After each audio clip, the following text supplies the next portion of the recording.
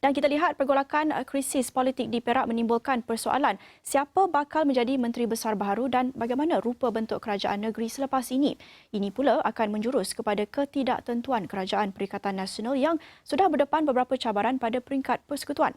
Bagi mengulas lanjut tentang perkara ini, bersedia menerusi Skype Profesor Dr. Siva Murugan Pandian, penganalisis politik USM. Selamat pagi, Prof. Kita lihat 3 wakil Pakatan Harapan memohon untuk menghadap Sultan Perak pada 11 pagi sebentar lagi dan kita baru saja difahamkan pengerusi UMNO Perak pula, Datuk Syarani dijangka menghadap Sultan pada 11.30 pagi. Berdasarkan apa yang kita saksikan semalam, adakah mereka bakal membentuk gabungan baru? Apa yang kita dapat tahu tentang gabungan baru ini?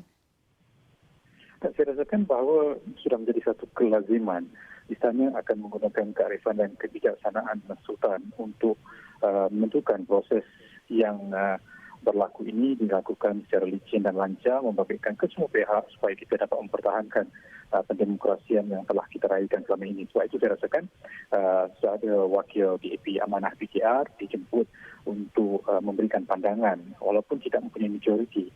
Malahan suasana ini agak berbeza dengan krisis Perak 2009.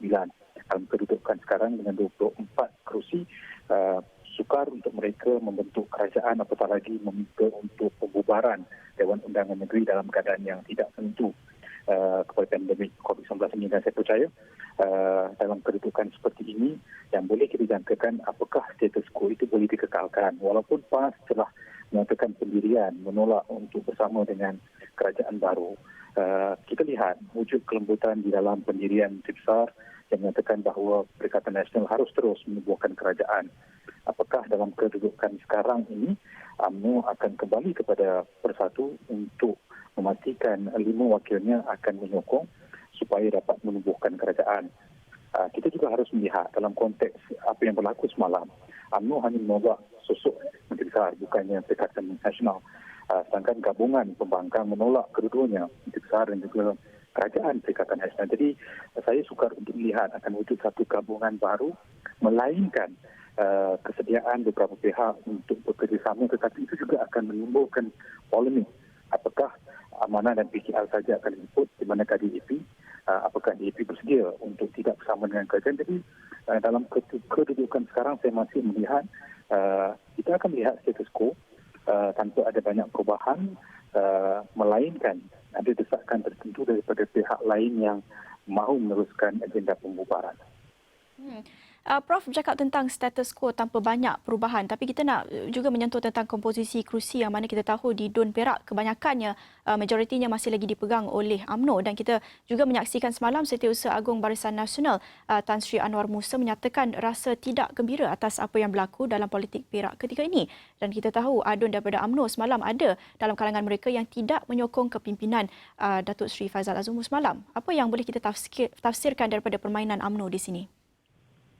Ya, UMNO mempunyai 25 kerusi tetapi salah seorangnya memilih untuk menyokong Menteri Besar Peja kerana sudah diganti sebagai setiausaha politik. Jadi berdasarkan pada kedudukan jawatan di dalam kerajaan negeri Perak, bermakna beliau memilih untuk menyokong Ahmad Faizal berbanding parti. Jadi saya rasakan bahawa dengan kedudukan majoriti itulah sebenarnya telah menimbulkan polemik bukan sahaja di peringkat negeri tapi juga di peringkat persekutuan. Sebenarnya ini adalah soal siapakah yang mahu mendominasi, siapakah yang wajar untuk menjadi ketua apabila bilangan kerusi itu jauh lebih besar daripada yang lain. Dalam konteks Perak, dengan 25 kerusi dipegang oleh UMNO, dengan 5 kerusi oleh yang bersatu. Jadi saya rasakan dilema di sini apakah wujud satu bentuk keikhlasan dalam kalangan mereka untuk ke arah penyatuan yang benar-benar dibuat berdasarkan kepada prinsip dan bukan semata-mata untuk menubuhkan kerajaan. Sebab itu saya bertanggapan jika sekiranya masing-masing masih mau pertahankan Perikatan Nasional maka status quo itu boleh kekal dan saya rasa itu yang akan dibawa kepada pihak istana supaya tidak banyak perubahan desakan yang boleh berlaku. Malahan jika sekiranya itu berlaku seolah-olah UMNO kembali kepada patuh untuk meminta sokongan walhal semalam UMNO juga yang sebenarnya telah membawa kepada kejatuhan Menteri Besar. Jadi dalam soal ini banyak persoalan yang timbul. Apakah mampu untuk bersendirian tanpa melibatkan yang lain. Itu sukar berlaku dalam konteks sekarang. Malahan impak yang berlaku di Perak mungkin juga dibawa ke Johor, Melaka, ke pusat jika tidak berhati-hati. Prof banyak tekankan tak banyak perubahan yang boleh kita jangkakan dalam membentuk gabungan kerajaan baharu di Perak ini. Tetapi seperti mana kita saksikan domino efek selepas langkah Sheraton sebelum ini dan kita lihat berlaku pergolakan di beberapa negeri. Bagaimana pula situasi di negeri lain terutamanya di swing state selepas ini? Ya, saya rasakan jika sekiranya wujud kepincangan dan tidak ada usaha untuk meredakan kegelisahan yang wujud di Perak, ia boleh berlanjutan sebagaimana saya katakan tadi ke Johor, ke Melaka maupun pusat. Jadi di sinilah ia harus kembali kepada persoalan ketika menubuhkan kerajaan pada Mac 2020, adakah penyatuan itu dibuat berdasarkan kepada penyatuan prinsip bersama atau sekadar menubuhkan kerajaan tanpa ada kejujuran dan keikhlasan sehingga menyebabkan wujud penolakan hari ini. Jadi bila saya katakan status quo itu boleh kekal, saya tidak bermaksud ia akan kekal seperti sebelum ini. Sebab PAS juga sudah menyatakan pendirian mereka tidak mahu bersama dalam kerajaan ini. Itu akan memberikan impak kepada muafakat nasional kerana kerjasama sebelum ini di antara PAS dan UMNO berdasarkan kepada piagam muafakat nasional adalah mereka akan bersama dalam apa juga keadaan. Tapi bila PAS memutuskan untuk tidak bersama, itu boleh memberikan impak bukan saja kepada muafakat nasional di Perak tetapi juga di peringkat persekutuan. Jadi jika tidak ditangani oleh kepimpinan atasan, saya rasakan ia akan membawa kepada polemik yang jauh lebih besar. Mungkin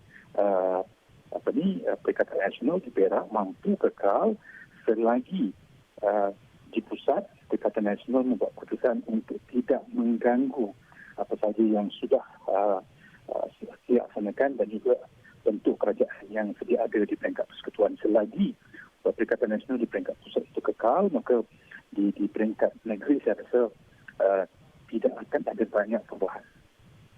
Dan Prof, akhir sekali kita juga perlu mengambil kira kepentingan rakyat di sini kan. Jadi kita lihat usul undi percaya didahulukan sebelum pembentangan bajet negeri di Dun Perak semalam. Bagaimana agaknya persepsi penduduk di Perak terhadap krisis ketika ini? Ya, bagi saya, rakyat memahami, rakyat memerhati dan ahli politik harus berhati-hati kerana keadaan sudah jauh berubah daripada dulu. Dalam keadaan seperti ini, sepatutnya yang diutamakan adalah apakah manfaat yang rakyat dapat daripada perubahan ini? Adakah diberikan keutamaan kepada kos hidup, kepada perhadapan dengan pandemik COVID-19 dalam keadaan yang terdesak kepada kumpulan tertentu yang masih tidak mampu untuk meneruskan kehidupan harian. Saya rasakan sebenarnya rakyat juga telah muak dan bosan dengan apa yang sedang berlaku kerana politik ini seolah-olah tidak ada penghujungnya hanya disebabkan usaha untuk mempertahankan personaliti dan juga parti-parti tertentu sehingga isu sebenar tidak dibawa. Dan itu akan ada impak kepada gelagat dan juga pola pengundian dalam pilihan raya akan datang. Baik, terima kasih kepada Profesor Dr. Siva Murugan Pandian, penganalisis politik USM, mengulas tentang krisis politik di Perak ketika ini dan kami akan bawakan laporan penuh perkembangan secara langsung dari Istana Kinta Perak dan kami akan bawakannya di astroawani.com dan juga di Buletin Awani sepanjang hari ini.